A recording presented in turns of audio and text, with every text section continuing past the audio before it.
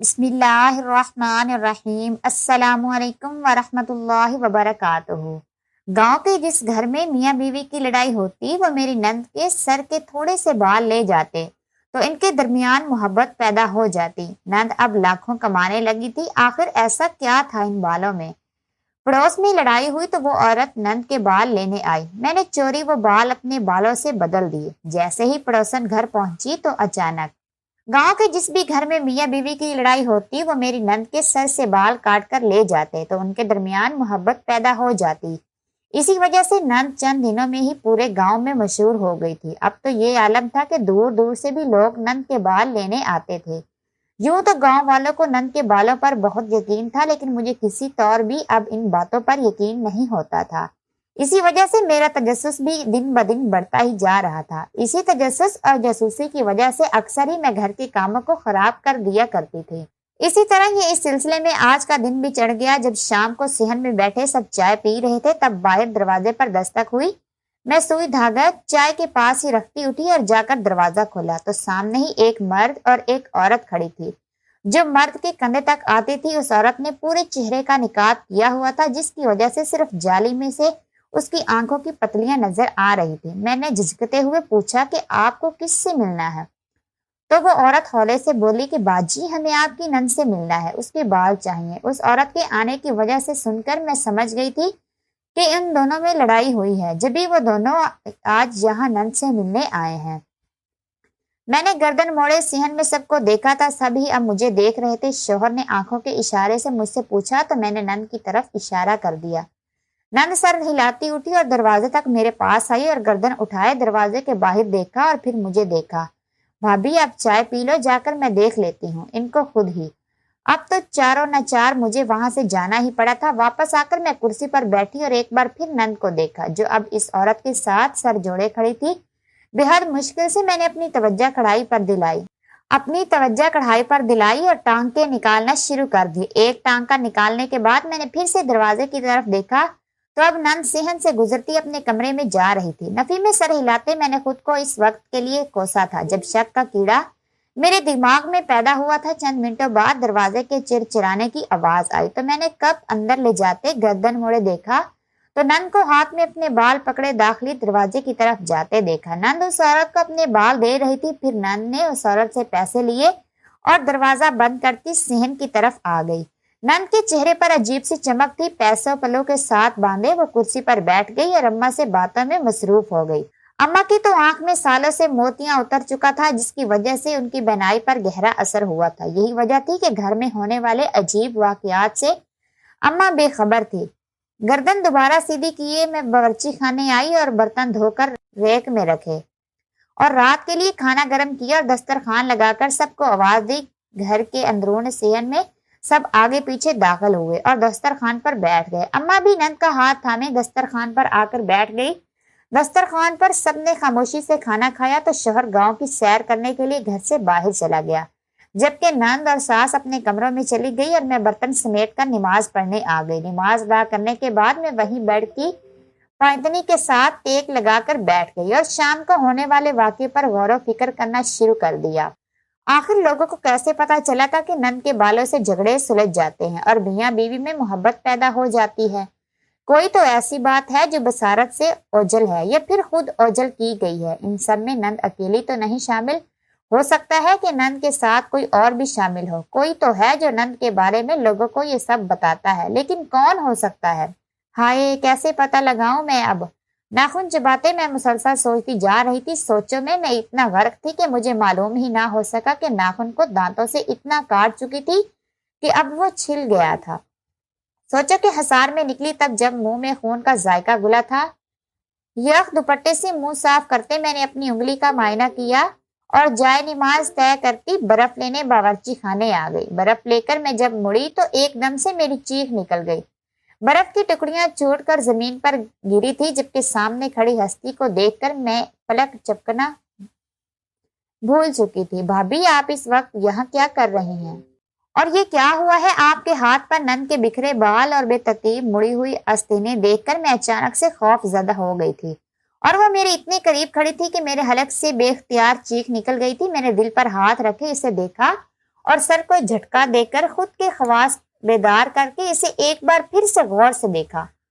वो कुछ नहीं, बस थोड़ी सी चोट लग गई थी मुझे हाथ पर, तो इसलिए बर्फ लेने आ गई। लेकिन तुम यूं बिखरे हुलिये में क्यों फिर रही हो?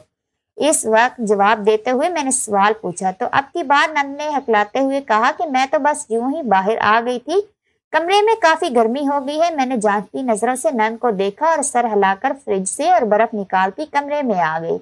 लेकिन कमरे के दरवाजे पर रुककर मैंने नंद को देखा था, जो अभी भी वहीं खड़ी किचन को घूर घूर कर देख रही थी। मैंने मशकूक नजरों से नंद को देखा और अंदर कमरे में आ गई, लेकिन नंद का यूं अचानक से मेरे सामने आ जाना और फिर यूं बावर्ची खाने को घूर घूर कर देखना, ये सब बहुत अजीब था। मुझे गुमान हुआ था कि नंद जैसे जानते बूझते ये हरकत कर रही है ताकि मैं उस पर शक ना करूं, क्योंकि मैं काफी दिनों से देख रही थी कि नंद को जो भी मिलने आता था नंद उससे मेरा तारफ नहीं करवाती थी, उल्टा मुझे किसी न किसी काम के लिए उठा देती थी। रात को जब शौहर घर आया तो मैंने झिझकते हुए उसे सवाल करने की इजाजत मांगी, तो उसने कहा कि तुम कुछ भी पूछ सकती हो, ये इजाजत मत मांगा करो मुझसे। शौहर के जवाब ने मुझे बहुत हिम्मत दी थी, इसलिए मैं उसके करीब ही बैठती बोली कि मुझे तुम्हारी बहन के बारे में बात करनी है। वो जो बेड की पूछ से टेक लगाए आरामदेह अंदाज में बैठा था, एकदम से सीधा होकर बैठ गया और मुझे सवालिया नजरों से देखा। मैंने बेइख्तियार थूक निकला था, क्योंकि एक शौहर भले से अपनी बीवी से कितनी ही मोहब्बत क्यों ना करता हो, लेकिन उसकी ये मोहब्बत उसके घर वालों से ज्यादा जोरावर नहीं हो सकती थी। वो मैं कह रही थी कि तुम्हारी बहन काफी दिनों से अजीब हरकतें कर रही है। कभी वो अपने बाल काट कर किसी को दे देती है, तो कभी अचानक से सामने आ जाती है। बोलते बोलते मैंने रुक एक बार शौहर का चेहरा देखा जो धुआं धुआं हो रहा था। मुझे लगा कि अब तो वो मुझे नहीं छोड़ेगा, और यही हुआ। उसने जोर से मेरी कलाई पकड़ते हुए मोड़ी और दांत किचकिचाकर बोला कि तुम मेरी बहन के बारे में बकवास करने से पहले 100 बार सोचा करो, समझी? और वो क्या करती है और क्या नहीं, उससे तुम्हें कोई गर्ज नहीं होनी चाहिए। अगर मैंने तुम्हारी जुबान पर अपनी बहन का नाम सुना तो मैं तुम्हारी जान ले लूंगा। कलाई को झटका देकर वो बोला और मुझे धक्का देकर उठता हुआ कमरे से बाहर निकलता चला गया। कलाई पर तो होती जलन के साथ मेरा दिल भी जल रहा था।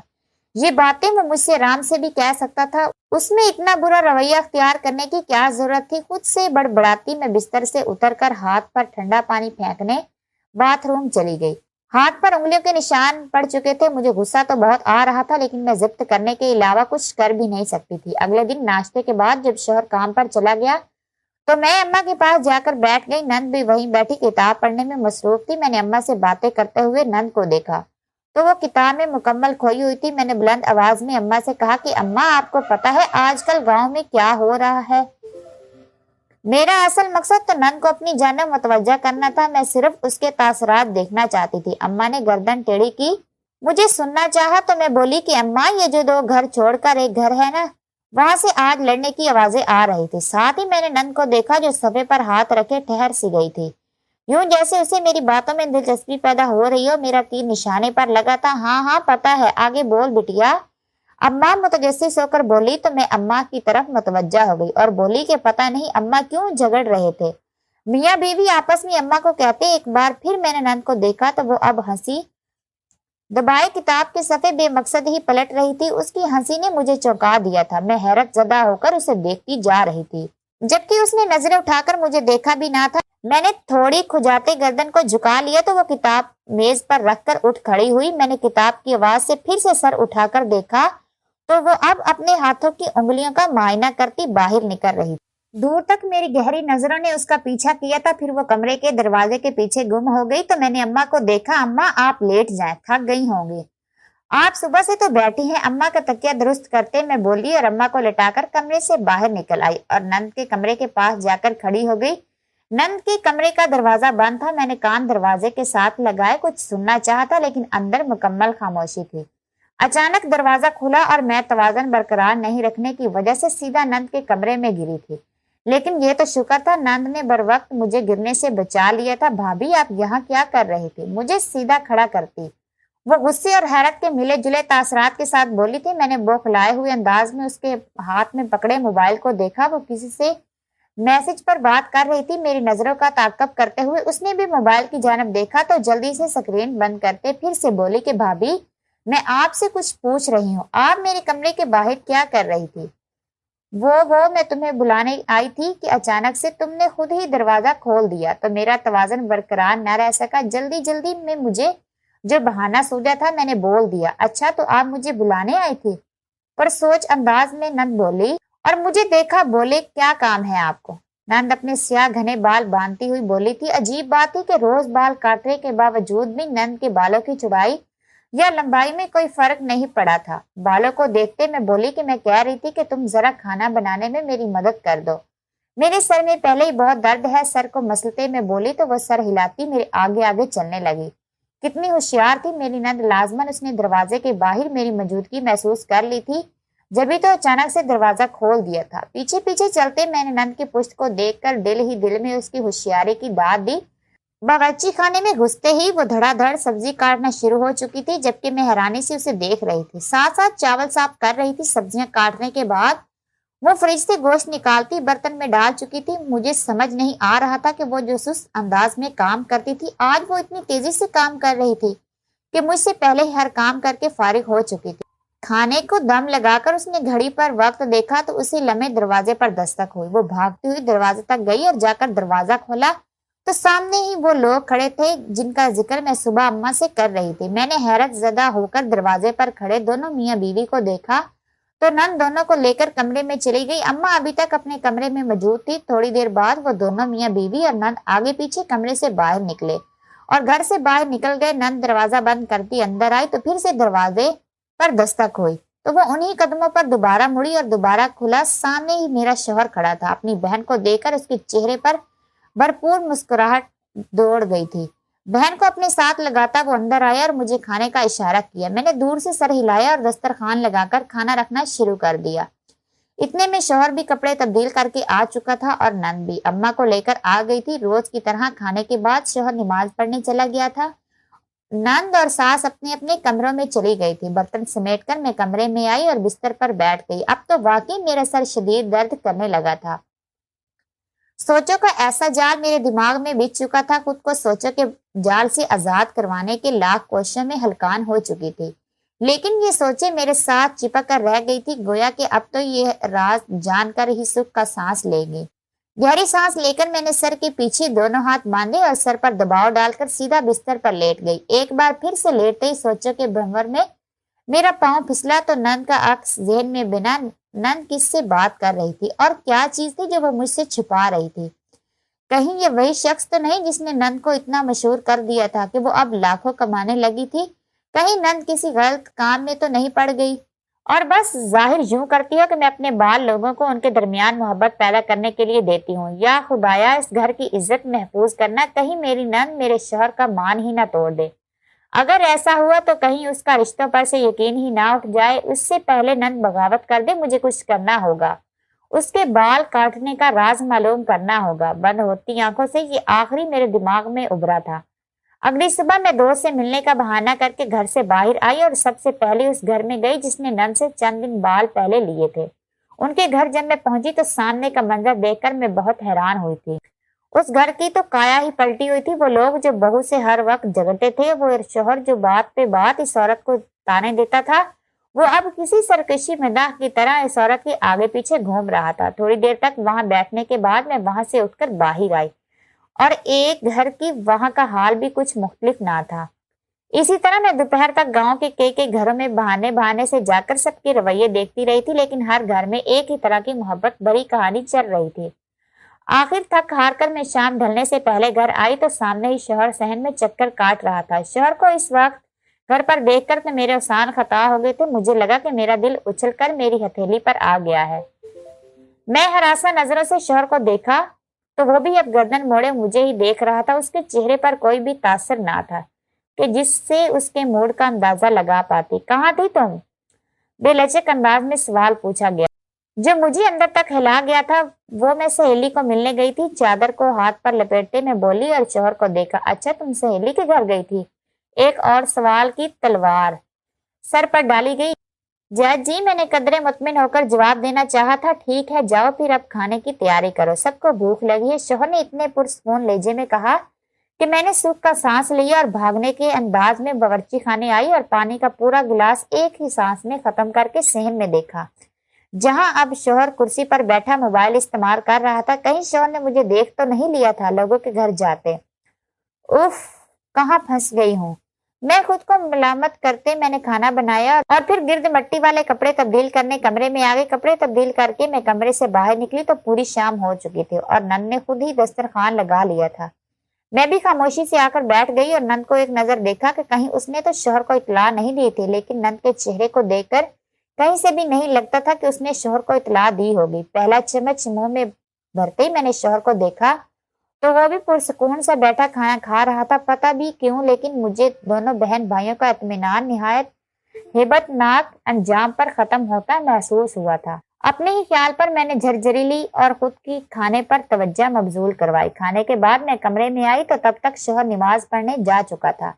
अगली सुबह जब मैं छत पर कपड़े डालने गई तो साथ के घर से लड़ने की आवाजें आ रही थी। शायद दोनों मियाँ बीवी आपस के झगड़ रहे थे। मैं नजरअंदाज करती कपड़े डालकर नीचे आई और घर के बाकी काम खत्म किए। शाम को दरवाजे पर वही औरत मेरी नंद से बाल लेने घर आ गई थी।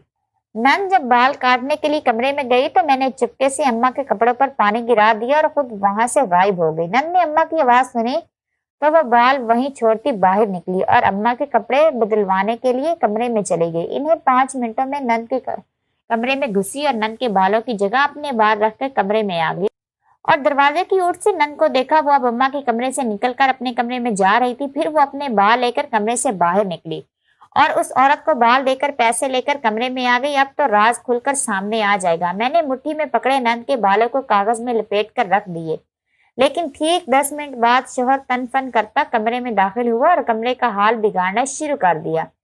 मैं उसे रोकती रह गई, लेकिन वो कमरे का हाल बिगाड़ चुका था। मैं खौफजदा कोने में खड़ी कांपते हुए उसे ही देख रही थी। कमरे की हालत बिगाड़ कर वो मेरी तरफ बढ़ा और बोला कि जो हरकतें तुम कर रही हो इसका बहुत बुरा अंजाम होगा, याद रखना। अनगिश्त शहादत की उंगली उठाकर वो बोला था और फिर कमरे से बाहर निकलता चला गया। मैं तो शोहर की बातों में ही उलझ कर रह गई थी। भला धमकी देने का मकसद क्या था? यूं ही चंद दिन गुजर गए, लेकिन मुझे कुछ भी मालूम ना हो सका था। लेकिन शोहर का अब मुझ पर पहरा सख्त हो चुका था। वो मेरी हर छोटी सी छोटी हरकत पर भी नजर रखता था। एक दिन यूं ही बैठे बैठे एकदम से मेरे दिमाग में एक धमाका हुआ तो मैं तेजी से कमरे से बाहर निकली और घर की पिछली गली में आ गई, जहां नंद और सास के कमरे की खिड़की खुलती थी। खिड़की की तरफ मैं कबाड़ से फैलांग कर पहुंची तो खिड़की का थोड़ा सा कांच टूटा हुआ था, जिसकी वजह से अंदर कमरे का सारा मंजर वाज़िह हो रहा था। अंदर का मंजर देखकर मेरे होश उड़ गए थे। अंदर तो मेरा शौहर और मेरी नंद जमीन पर बैठे आंखें बंद किए मुसलसल कुछ पढ़ रहे थे और उनके दरमियान में धुएं की एक दीवार सी बनी हुई थी। मुंह पर सख्ती से हाथ जमाए से वहां से हटी और नंद के कमरे की तरफ आकर जोर जोर से दरवाजा बजाना शुरू कर दिया। मुझे ये समझ नहीं आ रहा था कि शौहर नंद के कमरे में कैसे पहुंचा था, जबकि वो तो नमाज पढ़ने गया था। 5 मिनट तक मैं मुसलसल दस्तक देती रही तो कहीं जाकर दरवाजा खुला तो मैं शौहर को पीछे करती कमरे में आई। कमरे में कुछ भी ना था। कमरे की ठीक हालत देखकर मुझे एक झटका लगा था। इतनी जल्दी इन्होंने सब कैसे समेट लिया था और कहाँ छुपाया था? मैंने एक खामोशी निगाह शौहर और नंद पर डाली, जो पुरसुकून खड़े मुझे ही देख रहे थे। मैंने समझने के अंदाज में सर हिलाया और कमरे से बाहर आ गई। शौहर और नंद का राज तो मैं जान चुकी थी, लेकिन मैं चाहती थी कि दोनों खुद ही अपना जुर्म कबूल करते, बस इसलिए खामोश रही थी। लेकिन चंद ही दिनों में नंद की तबीयत खराब होने लगी थी। हर वक्त सर में टीस टीस उठती रहती रही। सारा सारा दिन वो तकलीफ से बेहाल होती रहती थी, दवाइयों का ढेर कमाने के बाद। लेकिन मैं चाहती थी कि दोनों खुद ही अपना जुर्म कबूल करते, बस इसलिए खामोश रही थी। लेकिन चंद ही दिनों में नंद की तबीयत खराब होने लगी थी। हर वक्त सर में टीसें उठती रहती। सारा सारा दिन वो तकलीफ से बेहाल होती रहती थी। दवाइयों का ढेर खाने के बाद भी उसे कोई फर्क नहीं पड़ता था। उसके बरक्स उसका ये हाल हो चुका था कि वो अक्सर ही बातें भूल जाया करती थी और फिर सारा सारा दिन बौखलाई हुई फिरती थी। एक रोज शौहर नंद के पास बैठा था जब मैं कमरे में दाखिल हुई और कहा कि तुम अपना जुर्म कबूल कर लो, वरना ये अमल तुम्हारी जान ले लेगा। मेरी बात सुनकर नंद और शौहर के तो होश उड़ चुके थे। यूं मत देखें आप दोनों, मुझे मैं सब जान गई हूँ आप दोनों के बारे में, लेकिन खामोश इसलिए थी क्योंकि मैं चाहती थी आप दोनों खुद ही अपना जुर्म कबूल कर लें। मेरी बात सुनकर नंद तो ज़ारो कतार रोने लगी थी और शौहर भी अपनी बहन को देखकर आबदीदा हो गया था। नंद ने हौले हौले सच बताना शुरू किया तो मुझे बहुत अफसोस हुआ था। भाभी, मैं जानती हूँ कि हम दोनों ने जो भी किया ठीक नहीं था। हमें यूं काले इल्म का फायदा उठाकर लोगों के घरों में झगड़े नहीं दिलवाने चाहिए थे, लेकिन मैं क्या करती। हमारे दिलों में लालच आ गया था, इसीलिए भाई ने और मैंने गांव में ये मशहूर कर दिया कि मेरे बालों में ऐसी ताकत है जो मियाँ बीवी के दरमियान मोहब्बत पैदा करती है। गांव के लोग पढ़े लिखे नहीं थे, इसलिए बगैर सोचे समझे सबने मेरी बात का यकीन कर लिया और मुझसे बाल लेकर ढेरों पैसे देना शुरू कर दिए। मैं जादू से लोगों के घरे में झगड़े डलवाकर पैसे लेने के बाद काले इलम का तोड़ कर देती थी। लेकिन आहिस्ता आहिस्ता इस इलम की वजह से मेरी अपनी दिमागी हालत खराब हो गई थी। मुझे मेरे किए की सजा मिल गई है। भाभी, खुदा के लिए मुझे माफ कर दे। नंद हाथ जोड़ती बोली थी और सर झुका लिया था। शोहर भी सर झुकाए नादम सा बैठा था। तुम्हें मुझसे नहीं, अपने रब से माफी मांगनी चाहिए। मैं तो इंसान हूँ, खुद एक खता का पुतला, लेकिन वो माफ करने वाला है। तुम बस एक वादा करो कि तुम और तुम्हारा भाई ये काम छोड़ देंगे और हलाल तरीके से पैसे कमाएंगे। और हाँ, जिन भी लोगों से तुमने पैसा लिया है उन्हें तो वापस नहीं किया जा सकता, लेकिन वो पैसा किसी गरीब में तकसीम कर देना। मेरी चंद बातों का शोहर और नंद पर इतना असर हुआ था कि शोहर ने सारे पैसे गरीबों में तकसीम कर दिए और एक किराने की दुकान खोल ली। नंद ने भी अब इन कामों से तौबा कर ली। शोहर ने जो भी सलूक मेरे साथ किया था वो उसकी भी माफी मुझसे मांग चुका था। घर में सिर्फ एक फर्द था जो इस पूरे वाकये से बेखबर था और हमेशा रहेगा। अब 4 साल गुजरने के बाद जब नंद की हालत बेहतर हुई तो शोहर ने ऐसे अंदाज में अपनी बहन का फर्ज अदा किया और उसे उसके घर रुखसत कर दिया। जिंदगी में अब सुकून आ चुका था, लेकिन कहते हैं ना, दूसरों के साथ बुरा करने वालों के साथ कभी भला नहीं हो सकता। यही हुआ था मेरी नंद के साथ भी। उसके 4 बच्चे हो जाने के बाद भी उनके घर से झगड़े खत्म नहीं होते थे, लेकिन अब वो सब्र कर लेती है और चुप हो जाती है, क्योंकि ये सब उसका किया है, उसके आगे आया है। हम दोनों भी अपने घर गृहस्थी में पुरसुकून थे। उसके 4 बच्चे हो जाने के बाद भी उनके घर से झगड़े खत्म नहीं होते थे, लेकिन अब वो सब्र कर लेती है और चुप हो जाती है, क्योंकि ये सब उसका किया है, इसके आगे आया है। हम दोनों भी अपने घर गृहस्थी में पुरसुकून थे। क्या मैंने शोहर और नंद से बात करके इन्हें माफ करके ठीक किया था, या फिर मुझे इनसे बात करने के बजाय पुलिस को बताना चाहिए था? नंद ने जो कुछ भी किया उसका अंजाम जो उसके साथ हुआ, क्या वो सही था, या उसके साथ ये सब नहीं होना चाहिए था?